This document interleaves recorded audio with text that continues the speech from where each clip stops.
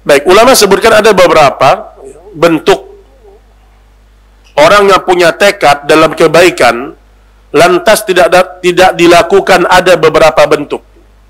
Sudah berniat nih, tapi nggak jadi melakukan. Ada beberapa jenis manusia yang seperti ini. Yang pertama, melakukan sebab tetapi tidak mendapatinya. Orang seperti ini mendapatkan kebaikan yang sempurna.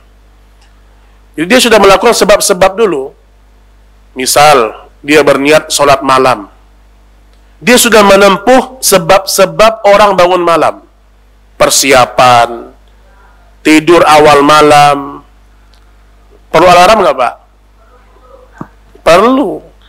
Orang kalau nggak niat, Bu, nggak niat sholat malam, setengah-setengah niatnya, itu alarm 5 nggak pengaruh tuh. Dari mulai suara kucing sampai suara harimau nggak bakal bangun dia. 5 alarmnya. Jam 3 suara kucing, jam 3:10 suara kelinci, jam 3:30 suara harimau, nggak bakal bangun dia. Kenapa? Niatnya setengah-setengah. Tapi lihat, Bu, kalau ibu nih kita benar-benar berniat, ya Allah, bangunkan saya malam, ya Allah. Itu speaker baterainya habis, kita bangun tuh. Ustadz bangun doang, terus buang air kecil, tidur lagi. Tapi lihat tuh ya, disitulah perbedaan niat, Bu. Iya, orang kalau berniat, pasti dia bangun. Ya atau tidak? Nah, sudah terbukti itu memang.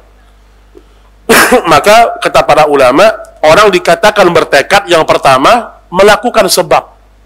Yang kedua, sudah punya tekad. Ada orang yang sudah punya tekad nih, tetapi ditinggalkan karena ada kebaikan yang lebih afdal.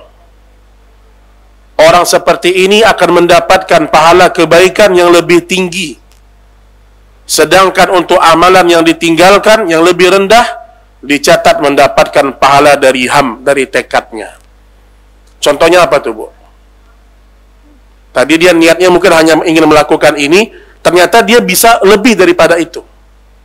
Apa tuh contohnya? Hah?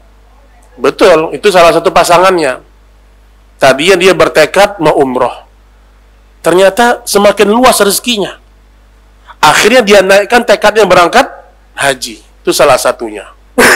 Jadi terkadang kita meninggalkan amalan bukan karena kita nggak mampu, karena ada amal yang lebih tinggi daripada itu. Kemudian yang ketiga, jika seorang meninggalkan amalan karena sifat malas,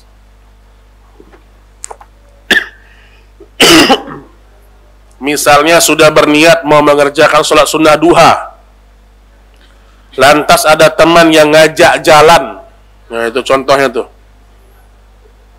ia diberi ganjaran sebatas niatnya saja, tetapi tidak diberi balasan untuk perbuatan karena tidak dilakukan tanpa ada uzur.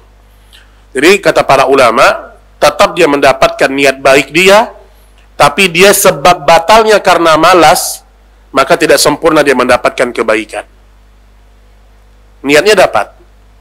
Tadi yang Nabi sebutkan tadi, kalau dia berniat tidak jadi karena uzur yang syar'i, tetap sempurna ibadah dia.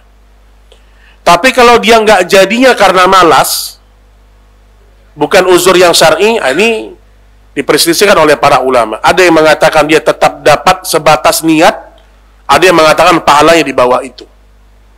Intinya, kita nggak pernah rugi kalau kita berniat baik. Nggak pernah kita rugi.